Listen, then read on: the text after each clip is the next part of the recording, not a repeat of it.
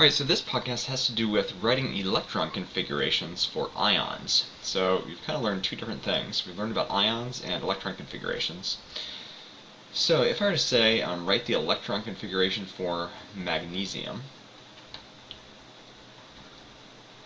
it would be, or we might look on the periodic table, we can see that magnesium has 12 protons.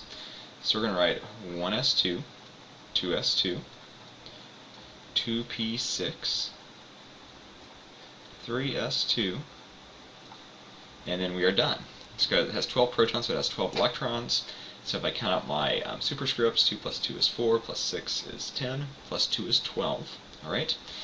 But the next thing I want to say is, if magnesium has a charge, what is magnesium's charge? So magnesium, because it's an alkaline earth metal, always has a +2 charge. Alright? So what we know about that is, if we count the protons in magnesium, magnesium has 12 protons, alright? And if it has a +2 charge, it means it must have 2 more positive things than negative things. So when we have magnesium ion, it must have 10 electrons. How come? Because it has a +2 charge, so again it has 2 more positive things than negative things. So if we were to write the electron configuration for magnesium ion, so magnesium ion, again, is magnesium +2. We just want to write an electron configuration for something that has 10 electrons. So in that case, it would be 1s2, 2s2, 2p6, and we would be done. Okay? The next thing, let's do chlorine. Alright?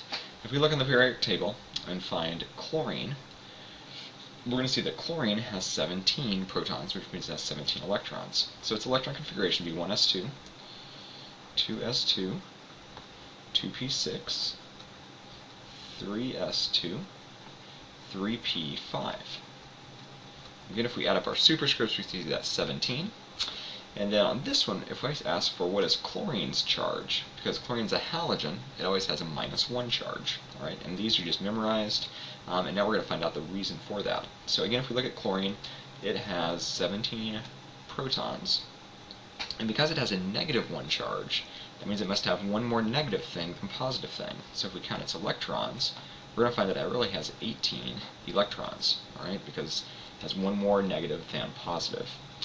So if we come back over here and write an electron configuration for chloride, again we have the ide ending if it's an ion, we're going to write a 1s2, 2s2, 2p6, 3s2, 3p6. Alright? So this is kind of where we're headed, and kind of the cool thing about the periodic table is if we look at the ending of both of my electron configurations, alright, we see that that ends in 2p6, and chloride ion ends in 3p6. So how do they both end? They're really on different energy levels, but they both end in a p6.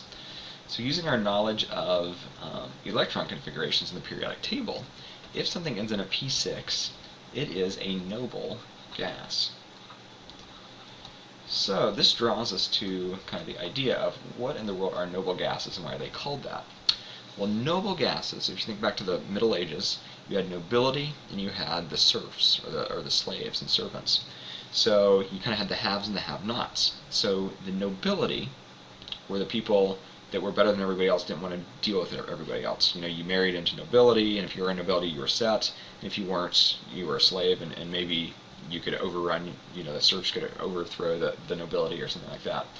But on the periodic table, they're called noble gases because they don't react with anybody. It's just like in medieval times. They were better than everybody else. Okay? However, did the nobles like to be like the serfs, or would the serfs rather be like the nobles? Well, obviously the serfs would rather be nobles because the nobles ate the good food and didn't have to work. So just like on the periodic table, the servants, the rest of the periodic table, would like to at least dress like nobility. So how do electrons dress? They dress in electrons. So whenever they lose or gain electrons, any element in the S or the P blocks, okay, so we call these our main group elements, any of them are going to lose or gain electrons so that they have an ending that looks like a noble gas, which usually means they're going to have an electron configuration that ends in a p6. So why is it that alkali metals are always a +1 charge? Because if they lose one electron, they look like the noble gas in the row above them. Why are all chalcogens, oxygens call them, a -2 charge? Well, if they gain 2 electrons, they look like the noble gas on their energy level. So anyways, charges are what they are, why we learn them, so that elements look like noble gases. When we get to bonding, we're going to find that the octet rule applies to elements wanting 8 electrons. And it's called the octet rule. Octet means 8.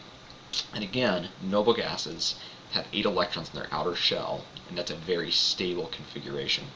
The only exception is helium, because it's in that first energy level, and that only has 1 s orbital. It is satisfied with just 2 electrons, but every other noble gas is going to have 8 electrons in its outer shell.